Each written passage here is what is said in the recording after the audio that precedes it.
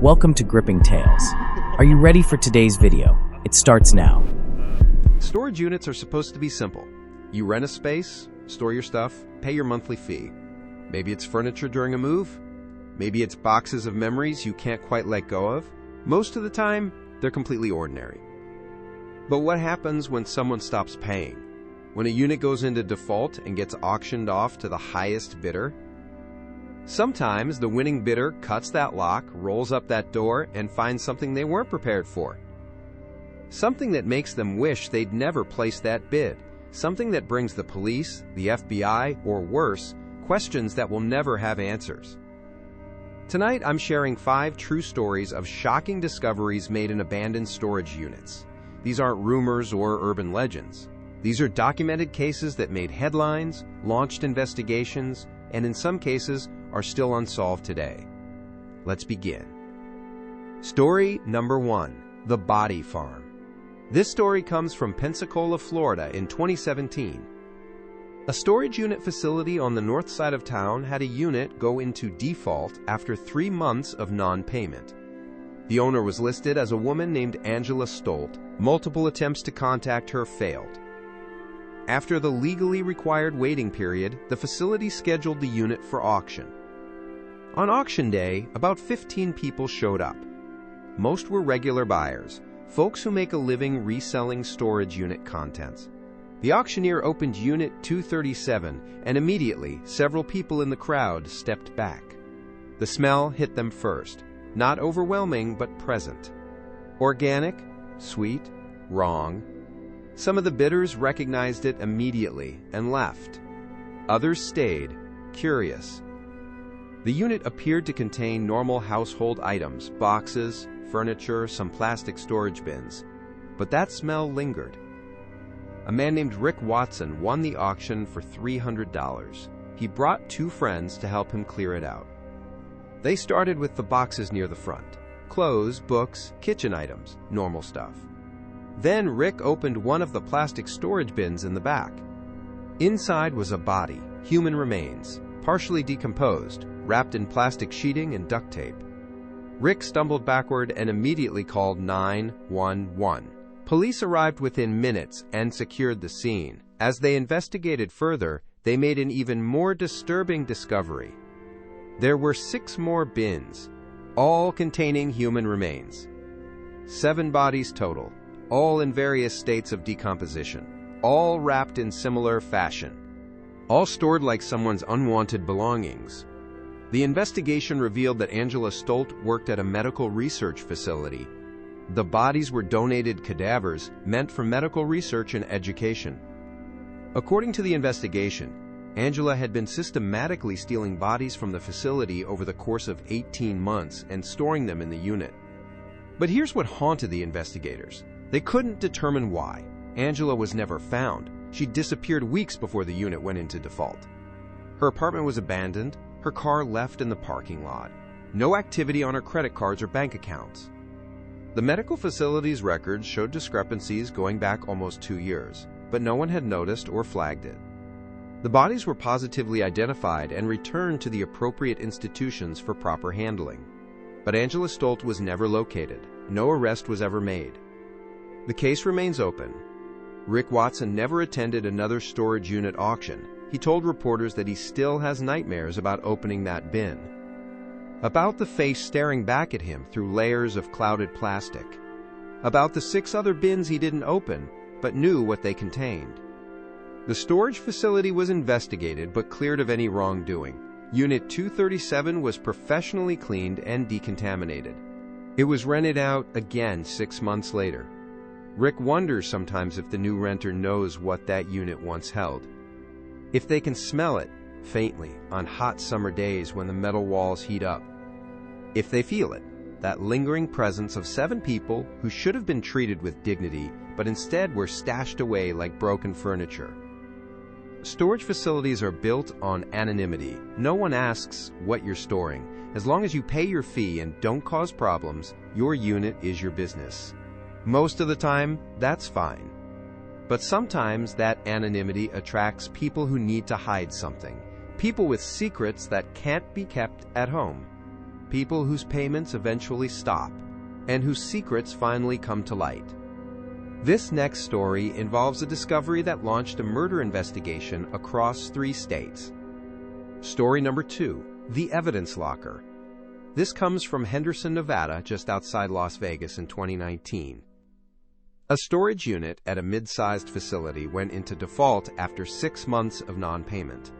The owner was listed as Robert Chen, with a Las Vegas address. Standard procedure was followed, certified letters sent, phone calls made, legal notices posted, no response. The unit went to auction on a Tuesday morning.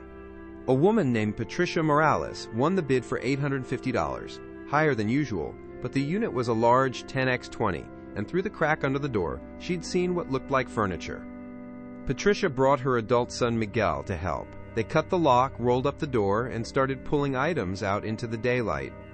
The unit was packed. Furniture, boxes, filing cabinets, electronics. Patricia was excited. This looked like a profitable haul. Miguel opened the first filing cabinet.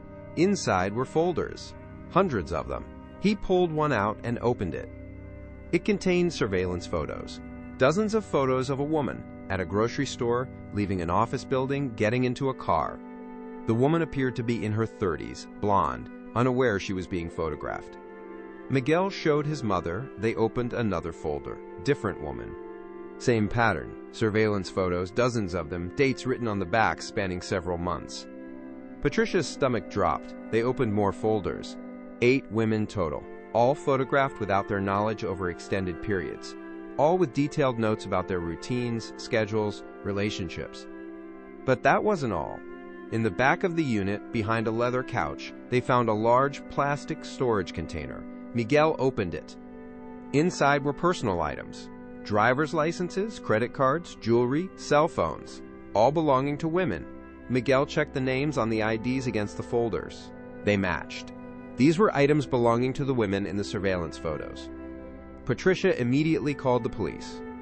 When officers arrived and began processing the unit, they found something even more disturbing. Hidden in the bottom drawer of a dresser was a video camera. It was old, a mini DV tape camcorder from the early 2000s. There was a tape inside.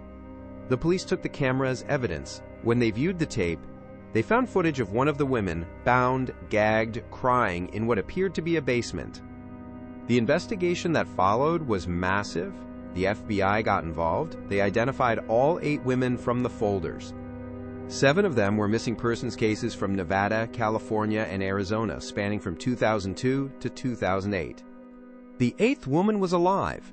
She'd escaped from a kidnapping in 2008, and her abductor was never caught. The video matched her description of her captivity. Robert Chen was not a real person. The name was an alias, the address was fake, the credit card used to rent the unit was fraudulent. Despite extensive investigation, law enforcement never identified who actually rented that unit. Of the 7 missing women, 4 bodies were eventually recovered based on information found in the unit's contents. Hidden notes with locations, trophies with geographic clues. 3 women were never found. Patricia and Miguel were both traumatized by the discovery. Patricia told a local news station that she couldn't sleep for months. She kept thinking about those folders. How organized they were. How methodical. How whoever compiled them had spent years watching these women, planning, documenting. The scariest part? The rental agreement for the unit was dated 2009. Whoever rented it had been paying the monthly fee for 10 years before the payments stopped. 10 years of keeping this evidence in storage, accessible, maintained. The investigation remains open. The FBI believes the person who rented the unit is either deceased or incarcerated for an unrelated crime. But they don't know for sure. Patricia never bought another storage unit. She closed her resale business within a year. Miguel moved to a different state and changed careers entirely. The unit was professionally cleaned and eventually re-rented. But Patricia sometimes thinks about what might still be out there. Other units, other storage facilities, other secrets waiting for someone to stop making payments. Not every discovery in a storage unit involves violence or crime. Sometimes what's found is valuable, even priceless. But when that happens, new questions emerge. Where did it come from? How did it end up here? And why did someone walk away from it? This next story involves a discovery worth millions, but the mystery of how it got there has never been solved. And the implications, they're more disturbing than you might think. Story number 3, The Museum. It takes place in Stamford, Connecticut in 2015. A small storage facility in an industrial area had a 10 by 15 unit go into default. The renter was listed as David Knowles with a New York City address. After 4 months of non-payment and no contact, the unit went to auction. An antique dealer named Frank Romano won the bid for $1,200. The unit was full. He could see that much from the door. He expected furniture, maybe some collectibles. What he found instead changed his life. The unit was packed floor to ceiling with crates, wooden shipping crates, professionally constructed, all labeled with numbers. Frank opened the first one. Inside, carefully wrapped in archival paper, was a painting. Frank's breath caught. Even to his untrained eye, it looked old. Valuable. He carefully unwrapped it fully. It was an oil painting, about 2 feet by 3 feet, showing a European street scene. The style was impressionist. The signature in the corner made Frank's hands shake. It appeared to be a Pissarro. Frank immediately called a friend who specialized in fine art. Together they opened more crates. The unit contained 63 paintings total. The authentication process took months, but the results were staggering. 7 works confirmed as Camille Pissarro, 4 paintings by Claude Monet, 2 by Pierre-Auguste Renoir, 1 by Edgar Degas. The remaining 49 were works by lesser-known but still valuable 19th and early 20th century artists. The estimated total value, between $18 and $24 million. But here's where it gets disturbing. When art historians and the FBI investigated the provenance of these paintings, they discovered something horrifying. 12 of the paintings were listed as stolen. Not recently. These were thefts dating back to the 1970s and 1980s, taken from museums, private collections, and estates across Europe. More disturbing, 8 of the paintings had been reported missing during World War II. They were believed to be part of the massive art looting operation conducted by the Nazis. Pieces that had been stolen from Jewish families and collectors that were supposed to have been lost or destroyed. These paintings had been hidden for decades, and someone had been paying to keep them in a storage unit in Connecticut. The investigation into David Knowles revealed he didn't exist. The name was fake, the address was a vacant lot, the identification used to rent the unit was fraudulent. The payments had been made in cash, in person, for 6 years, by a man the facility manager described as, quote, older, maybe 70s, European accent, always wore a hat and sunglasses. Then the payments stopped. The FBI's art crime team took over the investigation. Through extensive research, they managed to trace 8 of the paintings back to their rightful owners or heirs. The Nazi-looted works were particularly complicated. Several had competing claims from multiple families. But they never discovered who David Knowles really was, or how he acquired the paintings.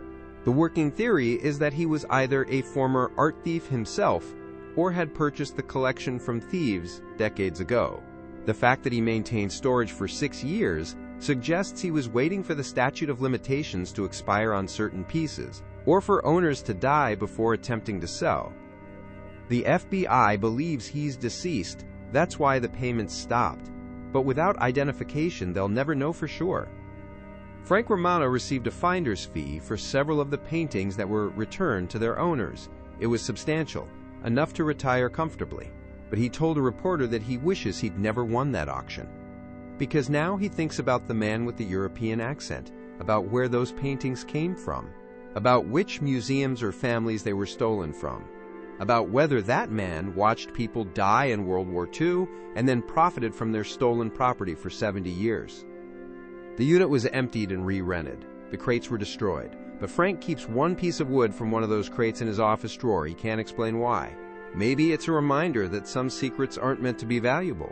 Some discoveries don't make you rich. They just make you complicit in someone else's dark history. The 12 stolen paintings that were never recovered? They're still out there somewhere, maybe in another storage unit. Maybe in another facility where someone's making monthly payments. Maybe waiting for the day those payments stop, and another person cuts another lock and the cycle continues. Most people assume that storage units contain possessions. Things we own, things we've accumulated, things we can't quite throw away. But sometimes, what's in a storage unit isn't a thing at all. Sometimes it's a person. This next story is the reason why storage facilities now require identification and have security cameras. It's the reason why managers do random wellness checks on long-term units. It's a story about what happens when someone doesn't just store their secrets, they store their crimes. Story 4. The tenant comes from Sacramento, California in 2018. A storage facility near the outskirts of the city had a 5x10 unit go into default after 2 months of non-payment. This wasn't unusual. People fell behind on payments regularly. The facility manager, a woman named Denise Harper, followed standard procedure. After the legal waiting period, the unit went to auction. A couple named Tom and Sandra Vega won the bid for $200. It was a small unit, and through the gap under the door, they couldn't see much. Sometimes those were the best units. You never knew what you'd find. Tom cut the lock and rolled up the door. The unit appeared empty at first glance, just bare walls and concrete floor. But Sandra noticed something. There was a blanket in the back corner, bunched up against the wall. She walked over to move it. The blanket moved first. Sandra screamed and jumped back. Something was under that blanket. Something alive. Tom ran forward and pulled the blanket away. Underneath was a woman. She was conscious but barely responsive, severely malnourished and disoriented. She appeared to be in her late 20s, with matted hair and wearing dirty clothes. Tom immediately called 911. When paramedics arrived, they rushed the woman to the hospital. She was suffering from severe dehydration, malnutrition, and exposure. She'd been in that unit for at least 2 weeks, possibly longer. The investigation revealed a horrifying story. The woman's name was Michelle Torres. She'd been reported missing by her family 6 months earlier from her home in Fresno, about 170 miles away. According to Michelle's statement to police, she'd been held captive by a man she'd met online. He'd kept her in various locations over several months, finally moving her to the storage unit about 3 weeks before she was found. He'd been bringing her food and water every few days. Then the visits stopped. Michelle didn't know why. She had no phone, no way to call for help. The unit had no windows, no ventilation beyond the thin gap under the door. She rationed the water and food she had left. She screamed for help, but the unit was in a back row, far from the facility office. For 2 weeks, she waited in the dark, growing weaker, expecting to die. If the man had made one more payment, if the auction had been delayed even a few more days, Michelle likely wouldn't have survived. The police identified the man who'd rented the unit as Kyle Brennan, age 34, from Fresno. His address led to an apartment that had been abandoned. His car was found at the airport. He'd apparently fled the state or the country when he realized the unit would go into default and be discovered. The FBI issued a warrant for his arrest. Michelle worked with a forensic artist to create a detailed description and composite sketch. But Kyle Brennan has never been apprehended. He's still on the FBI's most wanted list for kidnapping and unlawful imprisonment. Michelle survived, but her recovery was long and difficult. She spent months in physical and psychological therapy. She told investigators that the worst part wasn't the physical conditions. It was the darkness, the silence, and the growing realization that she'd been abandoned to die in a storage unit like unwanted furniture. Tom and Sandra Vega were hailed as heroes, but both admitted they were traumatized. Sandra told a local news station that she still has nightmares. In her dreams, they arrive at the auction 5 days later instead of on time. They open the unit and find Michelle's body. That nightmare plays over and over. The storage facility implemented new security measures, regular walkthroughs, mandatory ID verification with photos, security cameras covering all rows. Other facilities across California followed suit. Denise Harper, the facility manager, quit her job 2 months later. She couldn't walk through those rows anymore without wondering what was behind each door. Couldn't hear the silence of the empty units without imagining someone on the other side. Waiting, hoping, dying. Unit 127, where Michelle was found, remained empty for over a year. Nobody wanted to rent it, even after professional cleaning. Eventually, the facility removed the unit entirely, demolished it, and paved over the space. Michelle has rebuilt her life. She advocates now for missing persons and human trafficking victims. But she's never been back to Sacramento. She can't drive past storage facilities without panic attacks. She can't be in small, enclosed spaces. And Kyle Brennan is still out there, still free, still capable of doing this again to someone else. The final story I'm sharing tonight is different from the others. It doesn't involve violence or theft or captivity. What it involves is something that, in its own way, might be more die. It's about what happens when someone dedicates their entire life to a secret. A secret so consuming, so complete, that when their life ends, it's all that's left behind. This is a story about obsession, and about how thin the line is between dedication and madness. Story 5, The Archive. This story comes from Portland, Oregon in 2020. A storage facility on the industrial east side had a large unit, a 20x30, one of their biggest, go into default. The renter was an elderly man named Harold Gibson. He'd been renting the unit for 17 years, always paid on time in person with cash, never missed a payment. Then he missed one, then another. The facility manager, concerned because Harold had been so reliable, tried to reach him. She discovered that Harold had passed away. Natural causes, age 81, no living relatives. His modest apartment had been cleared out by the state. But apparently no one knew about the storage unit. After the legal proceedings, the unit went to auction. A professional storage unit buyer named Marcus Webb won the bid for $3,000 high, but the size suggested potential value. Marcus brought a crew and a truck. They rolled up the door and stood in silence, trying to comprehend what they were looking at. The unit was filled entirely with filing cabinets, shelves, and archive boxes. Everything was meticulously labeled and organized. And every single item in that unit related to one thing, a missing child case from 1986. The case was well known in Oregon. A 7-year-old girl named Rebecca Walsh had disappeared from a Portland playground. Despite massive searches and investigations, she was never found. The case went cold after several years. It remained unsolved. Harold Gibson, apparently, had never let it go. The unit contained 34 years of research, thousands of pages of notes, maps with locations marked, interviews Harold had conducted with witnesses over the years, photographs, timelines, theories. He'd organized everything by date and category, potential suspects, locations, timeline analysis, investigative dead ends. Marcus immediately contacted the Portland Police Bureau. When detectives arrived and began processing the unit, they were stunned by the level of detail.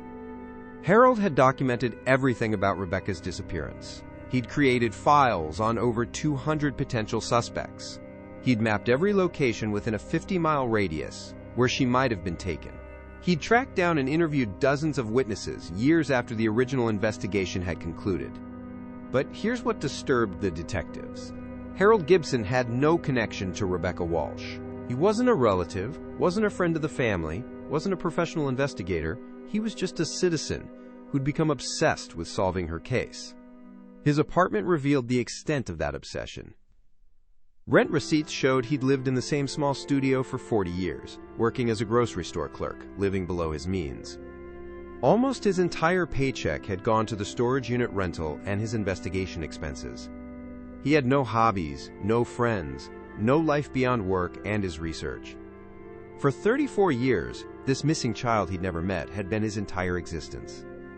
The Portland police reopened Rebecca's case based on Harold's research. Some of his leads were promising. Several suspects he'd identified hadn't been thoroughly investigated in the original case. New witnesses he'd found provided information that had never been documented. But the case remains unsolved. Rebecca Walsh has never been found. The investigation continues, now incorporating Harold's decades of work.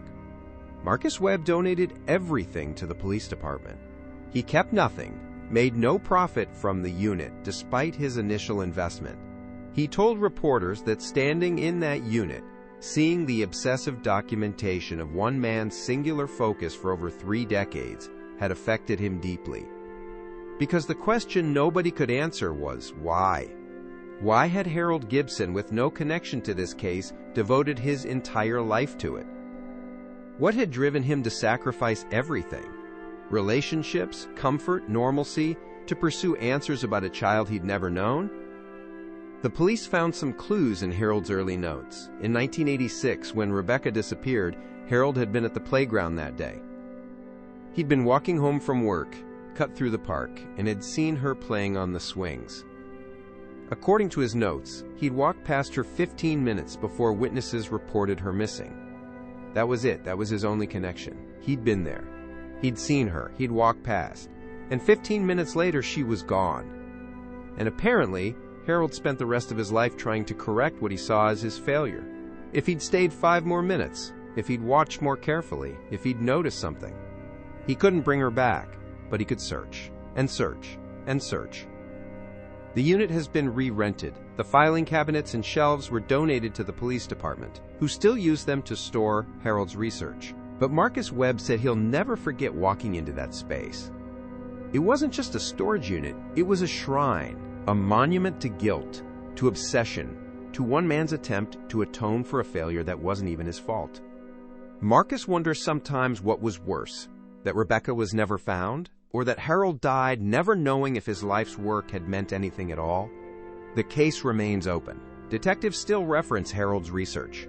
And somewhere in that archive, in 34 years of documentation, they hope the answer is waiting. 5 storage units, 5 discoveries that no one was prepared for. The truth is, storage facilities are filled with our secrets, the things we can't keep at home, the things we don't want others to see. Most of the time, those secrets are harmless. Old photos, broken furniture, boxes of memories we'll never look through but can't throw away. But sometimes, when the payments stop and the locks get cut, those secrets reveal something darker, something that changes the lives of everyone who discovers it, something that raises questions that may never be answered. If you've had a similar experience with a storage unit auction or discovery, you can share your story on my subreddit. And as always, if you enjoyed this video, leave a like and subscribe for more. Stay safe out there. And if you're thinking about bidding on a storage unit, maybe think twice about what you might find when you roll up that door. Thanks for watching. Every ending hides the beginning of another tale, and ours is already on its way. Stay tuned. You'll find the next chapter right here, and soon.